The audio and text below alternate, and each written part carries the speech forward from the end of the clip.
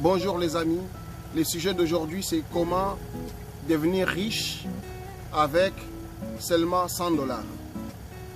Déjà, je vous demande de cliquer sur le bouton like, j'aime. Ça va nous aider avec l'algorithme YouTube. Voilà, et si vous aimez nos contenus, vous pouvez simplement effectivement les partager ou sinon nous laisser des petits commentaires, des questions, on va répondre à tout ça et même des ajouts pour compléter nos analyses. Merci d'avance pour tout ça. Alors, pour revenir au sujet du jour, qui est comment devenir riche avec 100 $. Ben, écoutez, déjà, il faut définir qu'est-ce que c'est être riche. Est-ce que être riche, c'est avoir plusieurs millions de dollars? Est-ce que être riche, c'est être célèbre?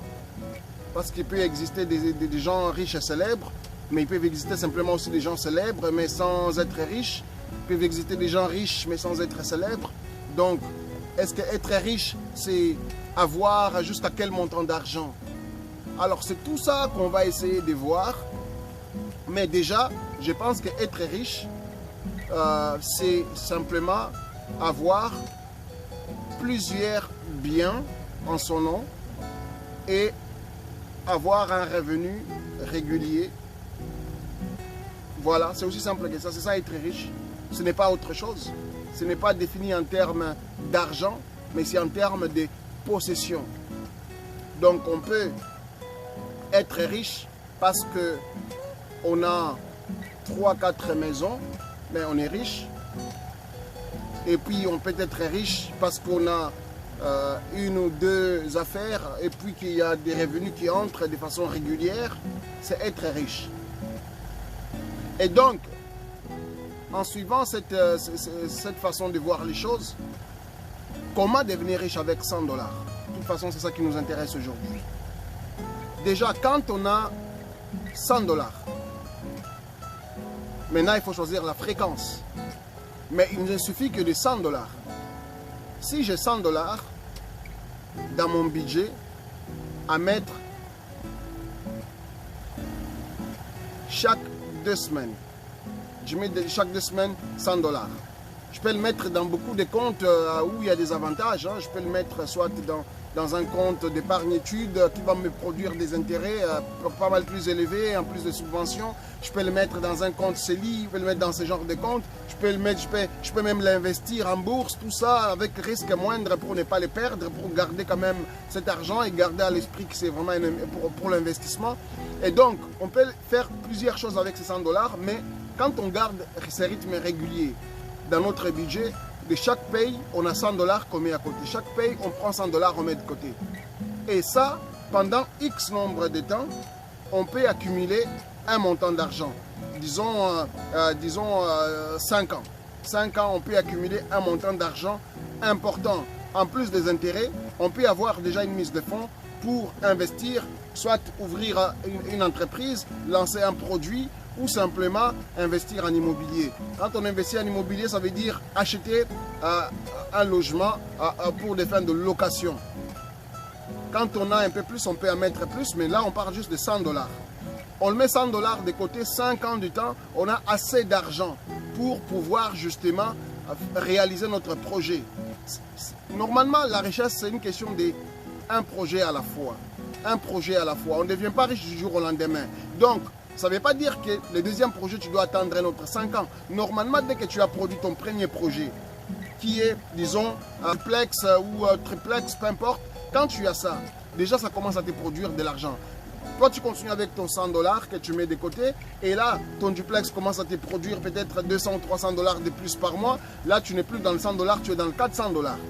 400 $, tu ne vas plus attendre 5 ans pour pouvoir faire ce que tu as fait. Tu vas attendre peut-être 1 an ou 2 ans.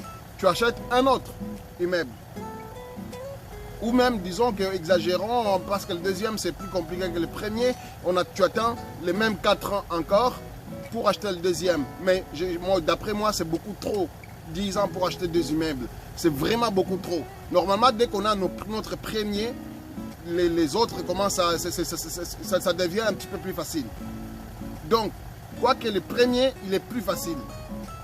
Mais là, quand on a notre premier, le deuxième, le troisième, etc., devient plus facile.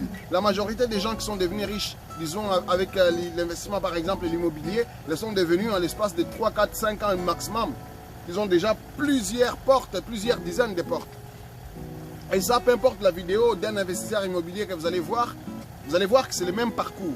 Et donc, dans cette optique, on peut effectivement se constituer une richesse après X nombre d'années à partir de 100 $ comme budget.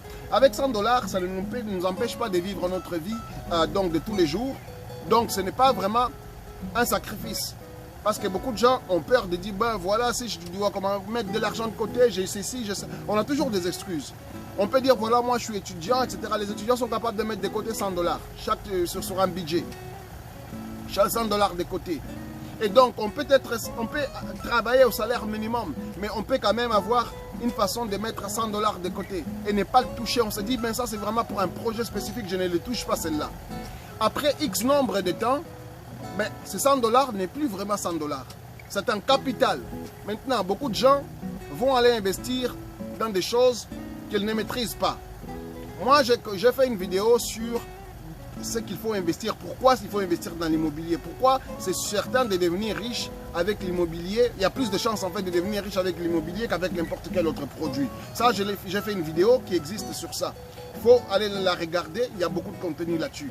Et donc, au lieu d'aller investir dans tout et dans rien, ce montant d'argent qu'on a gardé 100 $ pendant X nombre de temps, pendant 5 ans, et puis ce capital qu'on a accumulé, on peut aller l'investir dans quelque chose qui est sûr non seulement en termes de pourcentage de gens qui réussissent avec ça, mais également qui est sûr que voilà, ça ne va pas changer du jour au lendemain. Même s'il y a la récession, même quand on investit dans l'immobilier, on comprend comment ça fonctionne, ce n'est pas un problème. D'ailleurs, ceux qui louent la maison, qui crise ou pas, on doit payer les loyers. Donc ça ne change rien. Alors, c'est vraiment de cette façon qu'on peut devenir riche avec 100 $ par paye dans notre budget. Chaque 2 semaines, quand j'ai une paye, je prends 100 $, je mets de côté. Je le mets de côté de façon que je ne les touche vraiment pas. Je l'investis directement, je le mets dans un compte bloqué quelconque. En tout cas, je trouve une façon de faire en sorte que je ne touche pas quoi qu'il arrive. Et ce montant d'argent, c'est un 100 $ que je mets chaque paye quelque part. Et une fois dans 5 ans du temps, je ne donne pas plus, on peut le garder un peu plus, on peut le garder un peu moins, mais 5 ans maximum, et si on est un peu plus agressif, on peut mettre 200 $. Avec 200 $, c'est certain qu'on vient de doubler les montants qu'on va obtenir à la fin. Mais peu importe le montant qu'on met au départ, on se donne X nombre de temps, 5 ans maximum. 5 ans, pourquoi? Parce que réparer un crédit, c'est 3 ans en moyenne, 3 ans vraiment en moyenne. Donc on se dit 3 ans, 4 ans, bon, le temps de réparer le crédit, d'avoir un crédit parfait, parce que plus le crédit il est bon, plus de chances également on a à investir avec moins d'argent. Et donc, on peut avoir un bon crédit en 5 ans et avoir une mise de fonds en 5 ans, un montant de départ pour pouvoir justement créer quelque chose. Et comme un bébé, on apprend à marcher à 4 pattes, on apprend à marcher en tâtonnant un peu, et puis on apprend à marcher à un moment donné. De toute façon, c'est la finalité du processus. Quand on va arriver à marcher correctement et à courir.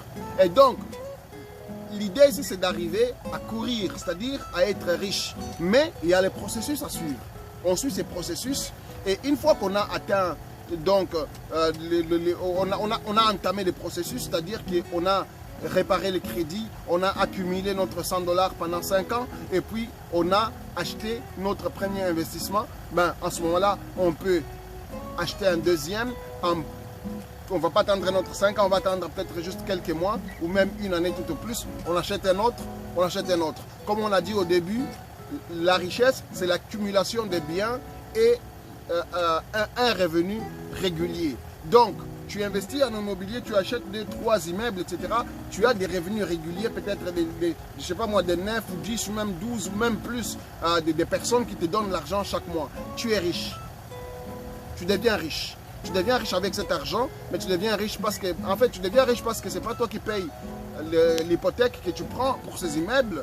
Ce sont tes locataires qui les payent pour toi. Et en plus de ça, tu as peut-être 300-400 $, voilà, ou même 100 $, disons, par mois qui te revient pour chaque immeuble que tu achètes.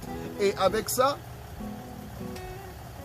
Tu peux continuer à faire ça donc, tout au long de ton parcours. Mais en plus de ça, une fois que les immeubles sont payés, même s'ils ne sont pas payés au complet, tu as l'opportunité d'aller refinancer ces immeubles, tu as l'opportunité de vendre ces immeubles et d'avoir ton argent.